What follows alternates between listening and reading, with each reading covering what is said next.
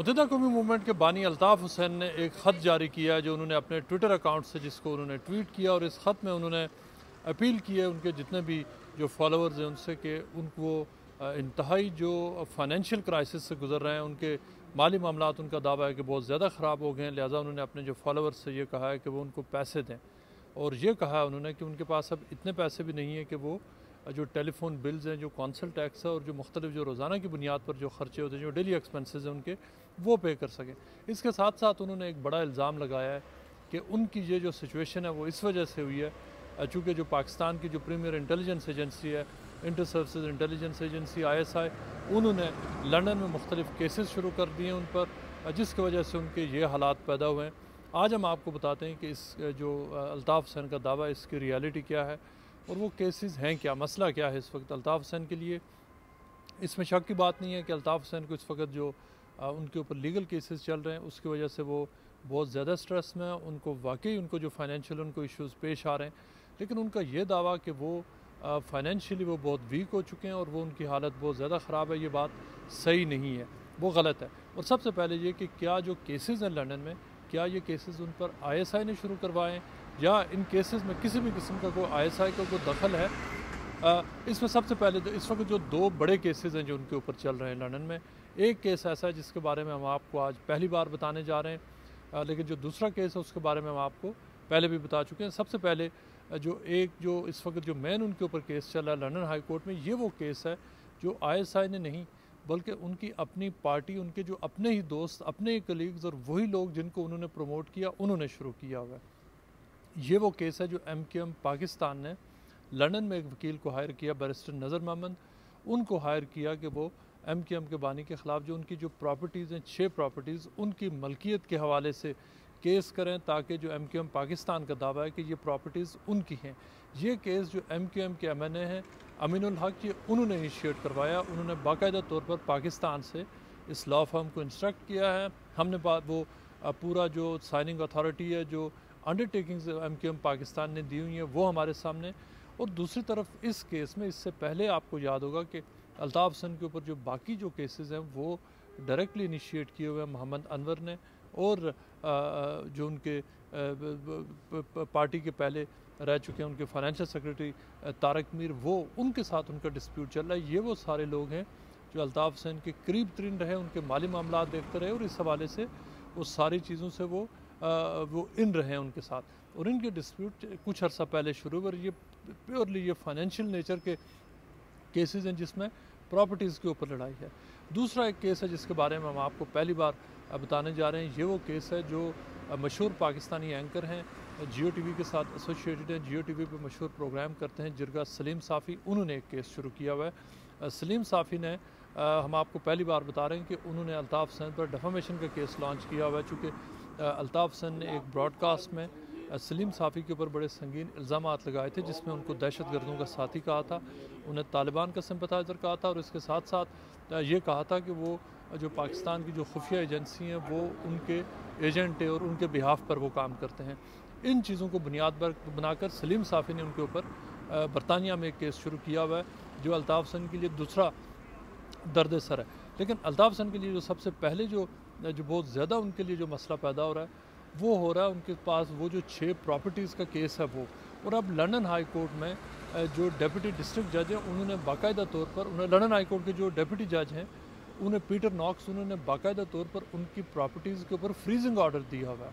असल मसला ये नहीं है कि पाकिस्तान की किसी एजेंसी ने उनके ऊपर केस कराया, बल्कि असल मसला ये है कि लंदन हाई कोर्ट के एक सीनियर जज ने उनको जो प्रॉपर्टीज़ के ऊपर फ्रीजिंग ऑर्डर दे दिया, जिसका मतलब ये है कि अल्ताफ़ हुसैन इन प्रॉपर्टीज़ को बेच नहीं सकते। और जब तक डिस्प्यूट ये सेटल नहीं हो जाता कि क्या ये प्रॉपर्टीज़ MQM पाकिस्तान की मलकियत हैं या अल्ताफ़ हुसैन की मलकियत हैं, उस वक्त तक वो इन प्रॉपर्टीज़ को बेच नहीं सकते, कोई ट्रेड उनकी नहीं कर सकते। कोर्ट ने उनको ये कहा है कि वो उन प्रॉपर्टीज़ में बेशक रहते रहें, जो ऑलरेडी जो स्टैंडिंग जो प्रीवियस अरेंजमेंट्स हैं उसके तहत वो रहते रहें, लेकिन उन प्रॉपर्टीज़ से वो किसी भी हवाले से उनको अब बेच नहीं सकते। MQM का जो इंटरनेशनल सेक्रेटेरिएट था, अल्ताफ़ हुसैन ने उसको तकरीबन 4 मिलियन पाउंड की रकम के लिए उसको वो बेचना चाह रहे थे, अब वो उसको नहीं बेच रहे। वो एक बहुत बड़ा उनके लिए स्ट्रेस है कि उस जो MQM का इंटरनेशनल सेक्रेटेरिएट है उसको तकरीबन पिछले साल तकरीबन 1.25 साल हो चुका उन्होंने मार्केट में लगाया था। पहले कोरोना आ गया और कोरोना के गुजरने के बाद अब उनको जो उस वक्त मार्केट में स्लम्प आया और जब दोबारा डील चल रही थी ऊपर से अब कोर्ट ने फ्रीजिंग ऑर्डर दे दिया, वो अब उसको नहीं बेच सकते। यही सिचुएशन उनके जो बाकी जो दीगर एसेट्स हैं वहाँ भी उनको पेश आ रही है कि वो उसमें अब रह सकते हैं, लेकिन इफेक्टिवली जो इस वक्त की स्टेज है वो उसके अब मालिक नहीं रहे। ये वो कॉम्प्लिकेटेड सिचुएशन है जिसकी वजह से अल्ताफ़ हुसैन को फाइनेंशियल डिफ़िकल्टीज़ पेश आ रही हैं। उसके अलावा जो उनका अपने जो एक्सपेंडिचर्स हैं वो अभी भी तकरीबन 30,000 पाउंड महीने के उनके एक्सपेंडिचर्स बनते हैं जो कि उनको यहाँ पर अरेंज करना पड़ते हैं। और ये सारे बहुत सारे हवालों से जो पैसे बाहर से अभी तक उनको आ रहे हैं, कनाडा से और अमेरिका से उनको आ रहे हैं, लेकिन वो वाले पैसे जो पहले आया करते थे वो अब पैसे वो ऑब्वियसली वो स्ट्रीम जो कराची से थी वो तो बंद हो चुकी है। ये वो बैकग्राउंड है जिसकी बुनियाद पर अल्ताफ़ हुसैन ने अपना ये लेटर इशू किया है, जो लेटर आप देख रहे हैं। और इस लेटर में उन्होंने जो कहा यह है कि उनके पास इतने पैसे नहीं हैं कि वो यूटिलिटी बिल्स, जो कौंसल का जो टैक्स है वो, और जो रोज़ाना के उनके अखराजात हैं वो उसके बिल्स पे कर सकें। लेकिन ऐसी बात नहीं है। अल्ताफ़ हुसैन के पास अब भी जो फुल टाइम काम करने वाले जब 5 से 7 लोग हैं वो उनको पैसे पे करते हैं, उनको कैश में उनको पेमेंट होती है और एवरी मंथ उनकी पेमेंट होती है। वो एक पूरा ऑफिस अभी तक वो चला रहे हैं। उसके अलावा उनकी जो लीगल टीम है, 3 डिफरेंट किस्म की उनकी जो लॉयर्स हैं उनके पास, उनके वो जो एक्सपेंडिचर हैं वो भी वो पे कर रहे हैं। और अभी तक जो आज हमने चेक किया है उन्होंने किसी किस्म के जो बिल्स हैं उनके कोई आउटस्टैंडिंग बिल्स नहीं है। जो लेटर में उन्होंने कहा है कि उनके बहुत सारे बिल्स हैं जो आउटस्टैंडिंग है, लेकिन उनका जो घर का बिल है जो लोकल कौंसल को जा रहा है, ब्रांड कौंसल को जो जा रहे हैं, हैरो कौंसल को, वो सारे के सारे बिल्स उन्होंने पे किए हुए। उनके यूटिलिटी बिल्स भी पेड हैं। किसी भी किस्म का उनका अभी तक कोई आउटस्टैंडिंग कोई एक्सपेंडिचर नहीं है। ये सारे के सारे वो जो पैसे हैं वो ऑलरेडी पे कर चुके हैं। लेकिन इस जो ख़त उन्होंने लिखा है इसका मकसद ये है कि वो फंडिंग एक्चुअली वो फंड रेजिंग करना चाहते हैं जो मुख्तलिफ लीगल केसेज हैं ताकि अपनी लीगल टीम को फ़ंड कर सकें। उसमें पैसे, इसमें शक की बात नहीं है कि बहुत ज़्यादा अमाउंट्स चाहिए उनको, चूँकि वकला का ख़ास तौर पर जब जो क्रिमिनल केसेस में जब वकला रिप्रेजेंट कर रहे हैं वो बहुत बड़े पैमाने पर वो पैसे चार्ज करते हैं। और यही वजह है कि उनको अब पैसों की ज़्यादा ज़रूरत है। लेकिन जो ख़त है उस ख़त में जो उन्होंने दावे किए हैं वो उस हवाले से सही नहीं है। उन्होंने ये भी कहा है कि जब उन्होंने अगस्त 2016 में स्पीच की थी जिसके बाद उनके ख़िलाफ़ पूरी कार्रवाई शुरू हुई, अपनी पार्टी ने उनको सैक कर दिया। उसके बाद उन्होंने कहा है कि उन्होंने 2 घर हैं जिन घरों को उन्होंने बेचा था, एक ग्रीन लैन का घर है और एक वहाँ पर ओकफील्ड एवेन्यू का घर है जो उन्होंने कहा है कि उन्होंने बेचा है। यही वो वजह है कि जब MKM पाकिस्तान ने यहाँ पर अपना केस लाया जज के सामने, तो उनके जो MKM पाकिस्तान के वकला हैं उन्होंने कहा कि अल्ताफ़ हुसैन एक ट्रस्ट की प्रॉपर्टी है, ये ट्रस्ट की प्रॉपर्टी थी, यानी MKM की मलकियत वाली प्रॉपर्टीज़ हैं जो इससे पहले बेच चुके हैं। लिहाजा अगर उनके ऊपर फ्रीजिंग ऑर्डर न दिए गए तो ख़दशा ये है कि ये बाकी प्रॉपर्टीज़ भी बेच देंगे। यही वजह है कि कोर्ट ने उनको फ्रीजिंग ऑर्डर दिए।